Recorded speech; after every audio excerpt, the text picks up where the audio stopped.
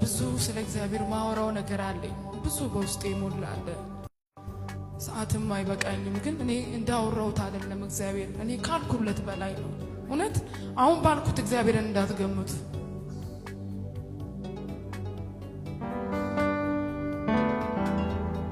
የሆነ ጊዜ መንገድ ላይ እየሄድኩኝ የሆኑ ሰዎች ይሰዳደባሉ ምናምንና እነሱ ጋር ስለተገኘው ብቻ ራሴን ተጸየፍኩኝ።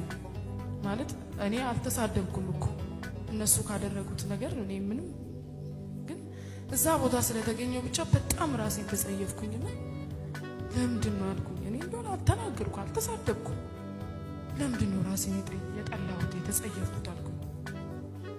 እና የሆነ ነገር መጣልኝ። እግዚአብሔር ከዛ ሁሉ ክብር ወደዚህ ምድር ሲመጣ የአንድን ሰው ኃጢአት አይደለም፣ የአንድን ብሔር ኃጢአት አይደለም፣ የዓለምን ሁሉ ኃጢአት ሲሸከም ምንድን ነው የተሰማው ነው ያልኩት። የእውነት ምንድን ነው የተሰማው? እኔ እኮ አጠገባቸው ስለተገኙ አይደለም ራሴን የጠላው፣ እሱ ግን ተሸክመው አንተ ኃጢአተኛ ነህ ሲሉት ዝም አለ። አንተ እንደዚህ ነህ፣ አንተ እንደዛ ነህ ብለው ሲሰብኩት ዝም አለ።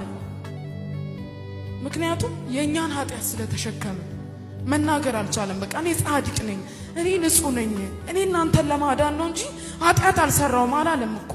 ስለ ራሱ አልተናገረም፣ ጸጥ አለ። በራሱ እጅ በፈጠራቸው ሰዎች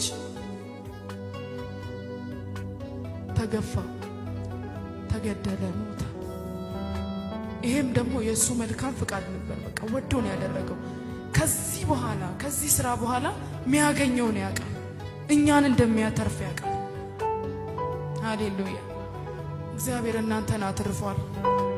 ልጁን በመሰዋቱ ልጁን ወደ ሞት አሳልፈው በመንዳቱ እናንተን አትርፏል።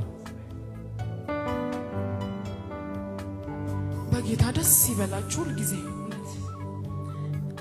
መቼም የማይረሳ ዘላለማዊ ነገር በሕይወታችን ላይ አድርጎልናል። ቁስልስ ወጋ ሳሳስን በትዕቢት የሄድኩ ሳስቸግር ፊት ሲከብድብኝ ስትቆጣ ጅራፍ ስታነሳ ልትቀጣ ወዲያው ደግሞ ተንበርክኬ አልቅሼ ውዴ ማረኝ ስል ተመልሼ በዚያው ክትታይ ልም ጨርሶ እጅ ይዘረጋል ተመልሶ ኡቱን ሰንበኪኒ ከነበከ ወኮትት ያደሚ ሰገከ የሮሳት ጋሪን አብጎኔራ ሆጂ አርከሳት ሲቦቆኔራ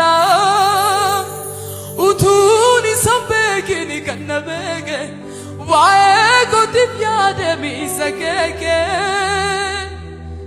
የሮሳት ጋሪን አብጎኔራ ሆጂ አርከሳት ሲቦቆኔራ ከራጂ ያደንገለው ኦምቱ ሀመሳናንከኡ ከራጂ ያደንገለው ኦምቱ ሀመኬናንከኡ ሲሲን ቃቦም ያመልሳ ነመውዱማፍ ቂጣ ኢላልችሳ ኢቲ ሲቀን አርገን አፍታኤራ